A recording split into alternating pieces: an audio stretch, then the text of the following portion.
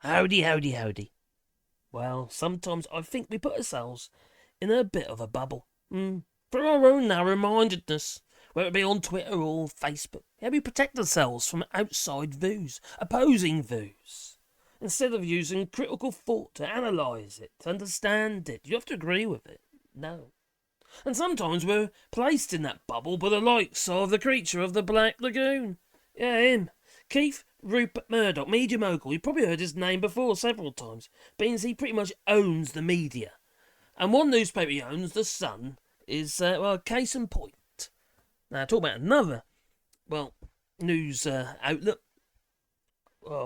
It's kind of lateral thinking, I suppose, would be the Private Eye. Yeah. And I've got this little article here. It happened to be in the Private Eye. Motormouths. Okay. Now, I thought this was quite interesting after, well, it was shared on Twitter by somebody who follows me on Twitter, Richard Knott. And basically, this guy, Leo Hickman, has shared it on Twitter. And he says here, Private Eye is joining the dots to show how the Sun's journalism really works. So I thought that was quite interesting. So I thought I'd read it. Yeah.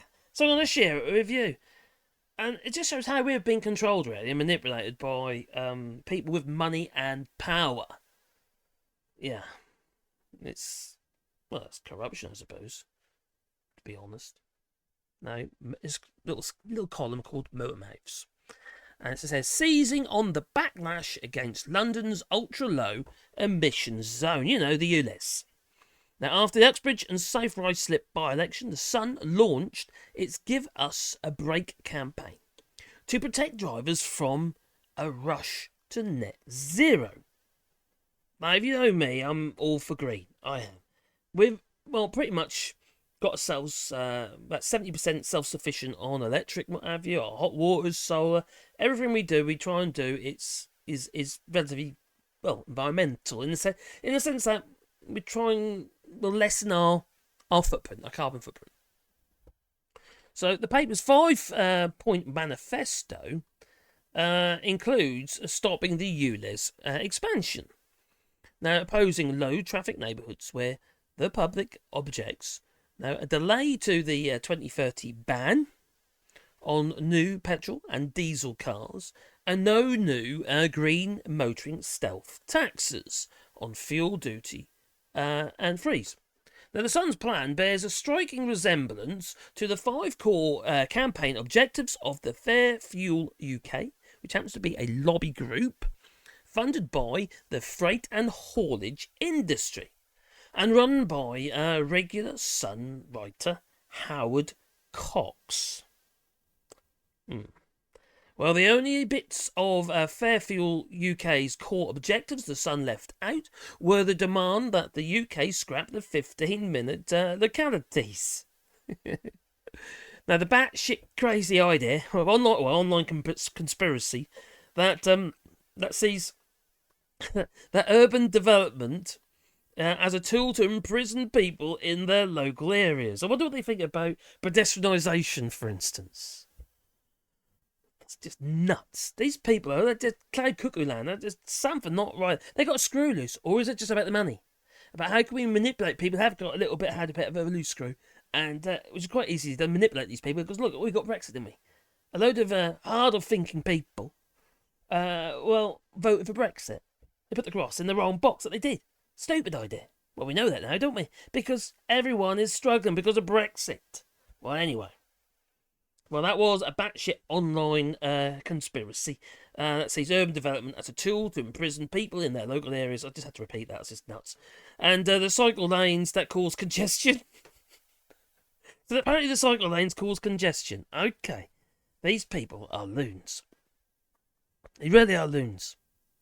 Now, the Sun readers may like their cars, but they're not that mad, according to the Private Eye. Now, it's a bit of an analytical paper, I suppose, and it's run by Ian Hislop. I think he's the editor, isn't he, Ian Hislop? And he's the one who drawled over the coals, Priti Patel, regarding the death penalty. But he pretty much said, for instance, she was going on about how we'd prove if they're that they're the case, there's a dead cert, what have you. And he said, what if it isn't a dead cert? What if they weren't guilty? Because he commented on the fact that some people have been convicted and then they've been proved innocent, just like somebody who's been convicted for sex offences and now he's just been released, and now he's going to get compensated because he wasn't guilty. He spent 22 decades, or 3 decades, 2 or 3 decades in prison for an offence he didn't commit. What if he was, well, it was for murder or something, and he got a death penalty as such, and then, as Ian Hislop said, well, he'd be dead. Well, so the Sun story quoted Howard Cox, as a driver's champion. I thought that was Richie Sunak, but Richie Sunak, he can't even fill up his car or pay for it anyway with his card because he doesn't know where to put the card. No, he doesn't. What do you do with this plastic thing? You even have to borrow somebody else's car. Little Kia. So, yeah, okay, so he's apparently the driver's champion, who has cast doubt on man-made global warming and the health impacts of car pollution. Now, it neglected, though, to mention that he is, the Reform UK, formerly was a Brexit party, he was a candidate for London Mayor to oust Sadiq Khan. And his pledge is to, get rid of ULEZ altogether, the ultra-low emission zone. Now, nor did the Sun find room to mention that Fairfield UK's Chums in Westminster, Chums in Westminster. This is corruption. It really is corruption. Now, it runs an all-party parliamentary group called the APPG, whose officers include former Home Secretary Priti Patel, it's her again, who has campaigned for cuts to fuel duty and obligingly provided a quote for the launch of Give Us a Break. Yeah, it's another campaign. The APPG is chaired by Tory MP Craig McInlay, leader of the Parliament's Net Zero Scrutiny group, and also quoted in the Sun's story. Now, the APPG produced a report in 2021 opposing the petrol and diesel ban and criticising electric vehicles. It listed as a contributor of the Global Warming Policy Foundation, the Bananas Climate... What? The Bananas? The Bananas Climate Change... Okay, the Bananas Climate Change denying Nigel Lawson, him, founded think tank whose trustees include yet another Give Us a Break supporter, Lord Frost, who recently said that global warming was good. Means less people die because they get less warm, you see, or less cold in the winter. He doesn't understand global warming. It causes diversity in the weather, and it's causing the ice caps to melt and causing salinity in the sea. Yeah. And sea temperatures are rising, the fish are dying, so is the kelp, etc., etc., etc. But no, these people, they'll just use the usual kind of weak arguments because they're dealing with weak people who read the Sun. Weak in the head, the lack of thinking. That's what it is. They know they can get a rise out of these people quite easily because they don't think things through, because they allow themselves to get into that little bubble and... they don't have any critical thinking. They're not seeing outside that bubble. I hate you, Les. I hate global warming. It's going to cost me money. Oh, it's not real. Blah, blah, blah, blah, blah. But they're in their bubble. They're not looking at the science of it. They're not looking at logic. They're not looking at anything. They're just looking at their little, all their all their little unicorns in their bubble. Just like Brexit. Just like flipping Brexit.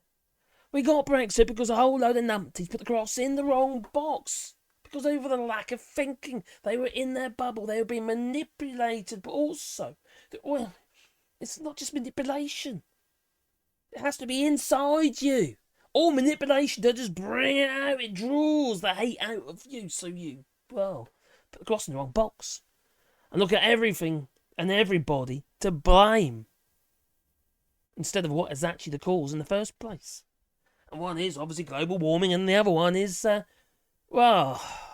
it's this geezer, Keith. Rupert Murdoch, because he understands that hate divides and division, well, pays him money because people who fair will buy his papers. You don't often see newspapers showing any positive news. I don't put much positive news on this channel because it's quite frankly, it doesn't get me views. Fluffy bunnies don't get views. Well, I suppose they do it for fluffy bunnies, actual fluffy bunnies, but it's not what the channel's about. I can't talk about fluffy bunnies. No. Anyway, you tell me what you think, because I think this is deeply concerning that these papers have got so much control, and it's kind of being exposed a little bit more now by the Private Eye paper. But we know it goes on. And the people who fall for this batshit crazy crap,